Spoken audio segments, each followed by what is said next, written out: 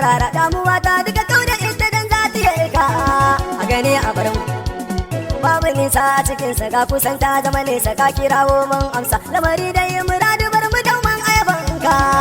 la la la la la la ilaha tun kai salatin kai lahu kuma aiki mu fitahu sada ummul shurafa faduma ce aliya latin da usaininka to shehu ahmad tijani gibiri maka dafa ere baban shehu kula shehu zalla a ji shi sai ga dan usmaninka sai dai ko shehu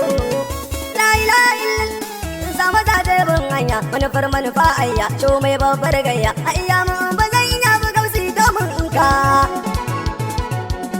naka yau sai dai naka duniya kulki kulaka shaudurar harkar ka musarara a lamarin ka ni ta yabonka